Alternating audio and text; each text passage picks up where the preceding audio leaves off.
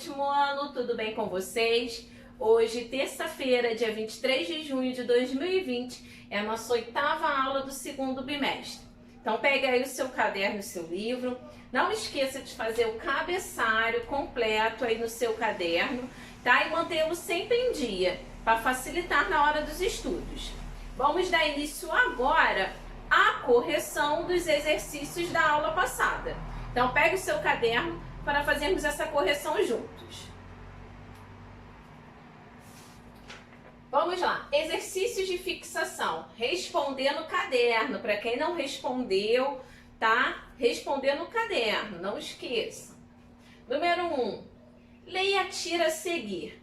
Né? Essa cebolinha tá vindo aqui com os pincéis, com as suas tintas. Aí ele vem a Mônica e diz assim: Mônica, posso te pintar? Aí a Mônica responde: claro! E ele começa a pintar literalmente a Mônica, né? Eu tenho certeza que quando a Mônica, né, respondeu aqui, ela imaginou o quê? Que o Cebolinha ia pintar aqui na tela, não pintar realmente ela. O elemento cor, ele sugere sensações e sentimentos em nós, seres humanos. Escreva com atenção e com coerência sobre as características da pintura impressionista.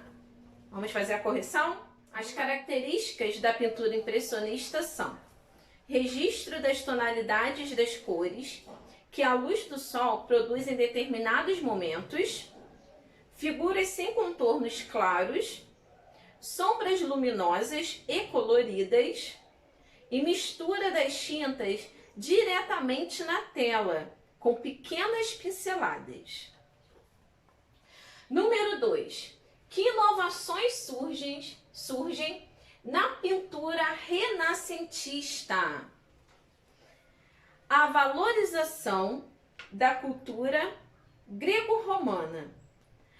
O principal objetivo do Renascimento era restabelecer a ciência, o comércio, a arte, todos elementos que foram valorizados durante a Antiguidade Clássica e, em parte, esquecidos durante a Idade Média. Número 3. Leonardo da Vinci, homem de genialidade indiscutível, foi capaz de inventar e construir instrumentos bélicos, projetar obras de arquitetura, fundir em bronze, esculpir, pintar. Instigado por um mundo que até então havia sido pouco explorado, trabalhou como cenógrafo e engenheiro militar, criando projetos como a máquina de voar e diversas engenhocas. Este homem é exemplo de uma época caracterizada por muitas transformações no campo das técnicas, das artes, da política e do próprio conhecimento que se tinha do mundo e de si mesmo. Foi representante de um período histórico e de um importante movimento cultural, respectivamente denominados A. Renascimento e Humanismo, B. Classicismo e Maneirismo, C. Hermetismo e Existencial, ou letra D. Feudalismo e Barroquismo. Qual é a resposta correta? Nós falamos bastante desse movimento na nossa aula passada. Então a resposta correta é A. Renascimento e Humanismo. Número 4. Agora o artista é você. Faça uma releitura da obra O Quarto em Arles, de Van Gogh. Use a criatividade e capriche na pintura. E aí, você fez sua releitura? Tô curiosa para saber como que ela ficou, hein? Não se esqueça que no nosso próximo encontro do Zoom, você deverá mostrar para todos os seus amigos lá. Então eu conto com a sua presença no nosso encontro e também quero ver como ficou sua releitura. Agora vamos relembrar algumas que nós vimos na nossa aula passada. Eu separei aqui, ó, duas, né? Da obra de Van Gogh, essa bem mais moderna, com cores bem vibrantes e fortes. E essa segunda, né, que tem um estilo mais no desenho, e também com cores bem fortes. Agora vamos dar início aos nossos conteúdos da nossa aula de hoje, tá? Nós vamos fazer a revisão da pintura cubista e da pintura pop art. Não esqueçam de anexar todas as informações que estão no slide no caderno, tá? Porque esses conteúdos será cobrado na avaliação. E esses conteúdos estão no livro da página 38 até a página 40. Vamos iniciar relembrando, na verdade, né? Sobre o movimento cubista, né? E as principais características desse movimento. Cubismo é um movimento artístico vanguardista europeu que surgiu na França no começo do século XX e se caracteriza pela utilização de formas geométricas para retratar a natureza, tá? Então você vai ver a forma geométrica presente dentro do movimento cubista. E lembrando que muitas pessoas acabam confundindo o movimento cubista com o movimento surrealista, que é aquilo que não existe, o surreal, tá? Ele é bem parecido, mas tem características diferentes, tá? Então o cubismo lembra um pouco o surrealismo? Sim, ele não é um movimento surrealista, mas ele tem algumas características desse movimento. Então, uma das características é as formas geométricas presentes, né? E você não consegue identificar logo assim, de primeira, o que o artista quer retratar. Por exemplo, se eu tampo aqui a legenda e peço para vocês fazerem referência, aqui tá até fácil, né? Que a gente consegue ver que é um instrumento de corda, pode ser um violão ou uma guitarra, né? Mas dentro do cubismo, eles fazem isso, eles não são fiéis ao realismo. Então eles não são fiéis à realidade. Então eles mudam muito, usam fragmentações, usam formas geométricas para compor a sua obra. E essa obra aqui é do artista Juan Gris, que tem por título Violão. Então você consegue depois ver, ó, realmente, né, por conta aqui das cordas, lembra um violão. As formas geométricas também estão presentes na representação com o tema natureza, que é essa obra aqui de Picasso. Então, que tem por título Natureza, você consegue ver aqui, ó, a fragmentação, né? A obra está toda fragmentada em diversos pedacinhos que fazem referência a formas geométricas. Então, você não consegue olhar e ver um realismo, né? Você consegue ver aqui até a parte aqui dessas árvores, mas aqui chega a dar embaralhar um pouco a nossa vista, né? Porque você não consegue ter uma clareza do que ele queria representar aqui. Mas aqui são casas, tá, gente? Então são diversas casas dentro de uma paisagem com algumas árvores. No cubismo, as formas da natureza eram representadas por meio de figuras geométricas, que representavam as partes de um objeto no mesmo plano. Então vamos observar aqui essa natureza morta com frutas, também do artista Pablo Picasso. Então aqui, ó, o pão, né, essa parte aqui do pão, da banana, essa mesa aqui, né, com um designer bem diferente. Então todas essas características fazem parte do movimento cubista, não se esqueçam, tá? Fragmentação, figuras geométricas.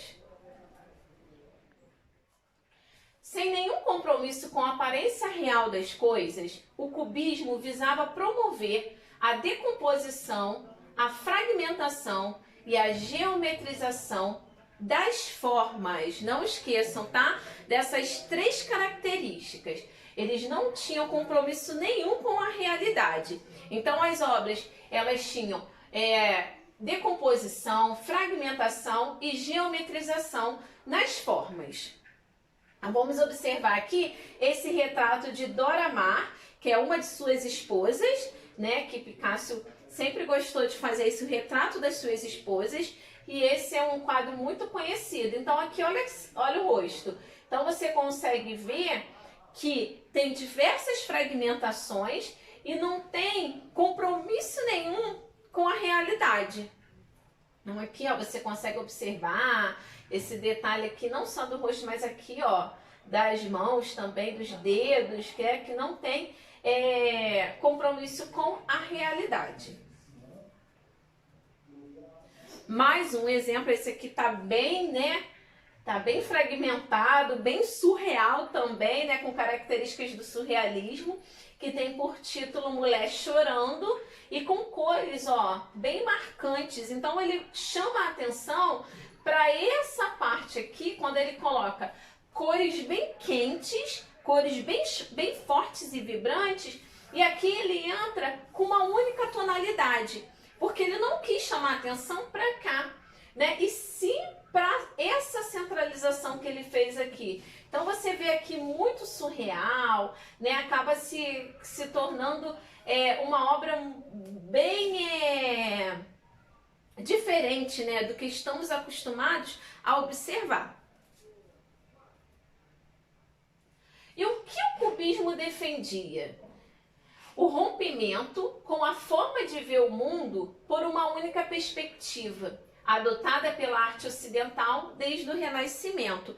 Então ele quis dizer assim, ó, não é só os desenhos clássicos que vai chamar a atenção, né? Porque existe gosto, cada um tem um gosto, eu tenho um gosto diferente do seu. E assim dentro dos movimentos artistas também. Então tem pessoas que acham interessante e gostam mais de uma obra com estilo surrealista, com características cubistas, do que uma renascentista ou uma clássica. Então, o cubismo vem mesmo para chamar a atenção do espectador para as diferentes formas de fazer arte e também dos diferentes movimentos. Então, esse daqui é o famoso autorretrato de Picasso com característica do cubismo. Agora vamos falar um pouquinho sobre as características da pop art. Pop art ou art pop é um movimento artístico surgido na década de 1950 no Reino Unido, mas que alcançou sua maturidade na década de 1960 nos Estados Unidos. Contexto histórico da pop art. Então a pop art é um movimento que traz muitas cores, né? Traz um pouco, brinca com essa questão das cores, e é um dos movimentos mais querido pelos artistas, porque eles fazem muitas referências a artistas, a celebridades. Então é um movimento que ele também faz muita referência, muitas pessoas confundem com grafismo, porque parece muito, tá? Então faz essa referência também ao grafismo. Então muitas pessoas falam que o grafismo, ele tem muitas características da pop art. Então vamos observar aqui, ó, esse painel, esse mural que faz referência ao pop, a esse movimento.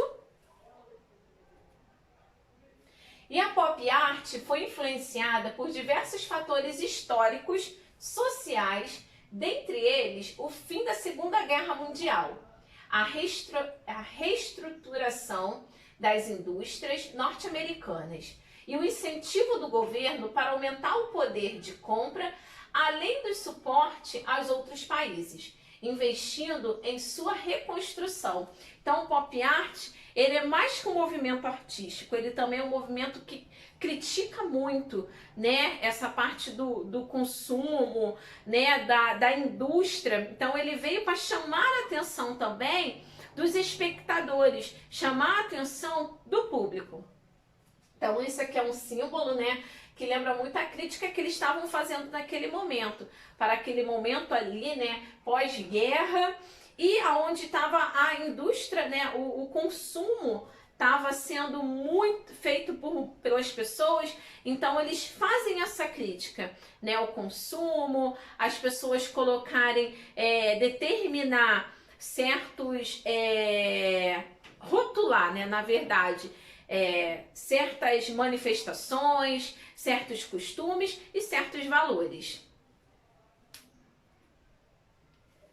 A pop art tem como objetivo a crítica irônica do bombardeamento da sociedade capitalista pelos objetos de consumo.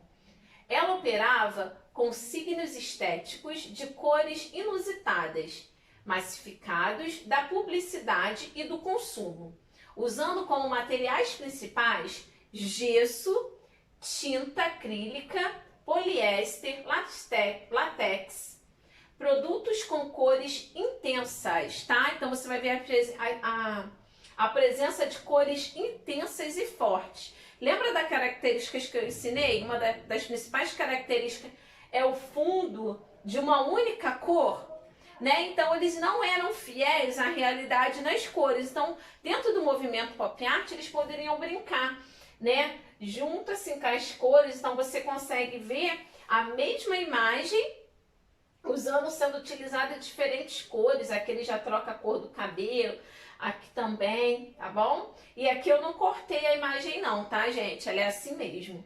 Ele fez assim. Agora vamos observar, né? Então, essa crítica em relação a objetos de consumo, e um dos objetos é a Coca-Cola, que naquela época, né, era muito falada até hoje. Nós podemos ver que é um produto muito consumido e ele fez também essa crítica. Então, aqui, da mesma forma, usando a mesma estética em relação às características da pintura, né, o fundo de uma única cor e uma outra cor complementar sobressaindo. E esse é um dos grandes artistas, que é o Andy Warhol. Ele é um dos principais artistas do movimento pop art. Então, quando se fala de movimento pop art, se faz referência a ele. Então, aqui você consegue ver um retrato dele, tá? E no preto e branco. E agora vocês vão observar um retrato dele no estilo pop art. Olha, bem legal, né? Então faz referência, ele brincava muito com essa questão do cabelo. Tinha umas pessoas que falavam que ele não era meio aéreo, tinha umas ideias muito assim, né? E faz referência a esse estilo dele, né? De usar o cabelo, ficava, ó, descabelado mesmo, ele nem ligava, né? Ele falava que era o estilo dele. Mais uma obra do artista, né? Sempre naquela temática de um fundo de uma única cor e uma cor complementar tendo destaque. E essa obra de Andy Warhol, que é assim muito famosa, principalmente dentro do mundo do rock, que é essa obra que tem por título A Banana Amarela, que virou capa de um disco de um grupo de rock muito conhecido. Então essa obra se tornou conhecida mundialmente. Agora que vocês já relembraram as características do movimento cubista e do movimento pop art, vamos colocar em prática essa revisão respondendo os exercícios de fixação? Não esqueça que você deverá responder no caderno, tá bom? Vamos lá, número 1. Complete a frase. Foi pintor holandês que utilizou cores e com pinceladas bastante. Essa frase aqui está fazendo referência a qual artista? Tá? É um artista e aqui, ó, são características da sua pintura. Número 2. O movimento artístico denominado cubismo desenvolveu-se na primeira década do século XX. Liderado pelo espanhol Pablo Picasso e pelo francês Georges Braque, a partir da figura, assinale a opção correta com relação às características desse movimento. Tá? Não esqueça, a opção correta. A. Nas obras cubistas, os objetos são representados de forma realista? B. Os cubistas procuravam representar em suas obras o movimento, sugerindo velocidade. C. Por meio das figuras fragmentadas, os pintores cubistas procuravam passar uma ideia de profundidade. Ou letra D. Nas obras desse movimento, são marcadas pela decomposição e geometrização das formas naturais. Apenas uma dessas opções é a correta, tá? Marca um X aí na correta. E aqui relembrando o retrato de Dora Maar de Picasso. Número 3. Aonde e em que ano surgiu o pop art? Eu falei lá no início, hein? Não esqueça não. Esquece não, anota aí. E número 4. Analise a imagem. Essa é a imagem do artista Andy Warhol. O Andy Warhol foi um dos representantes da pop art.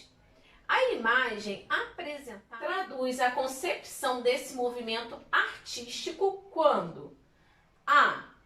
Escolhe uma personalidade feminina para tema, associando a arte à luta do movimento feminista. B. Apresenta um único rosto em sequência, demonstrando a singularidade dos indivíduos celebrados. C. Transforma imagens veiculadas na indústria cultural, ampliando as possibilidades de relação com a arte. Critica o padrão de beleza feminina, expondo o elitismo das produções cinematográficas. Apenas uma resposta é a correta, tá? Em relação a esse movimento pop art, em relação à imagem do quadro de Andy Warhol da atriz Mary Moore. Então, por hoje é só. Nos vemos semana que vem. Não esqueça de fazer o exercício com bastante atenção, tá? Com bastante capricho. E qualquer dúvida, estou à disposição de vocês. Fiquem com Deus, uma terça-feira abençoada e até semana que vem.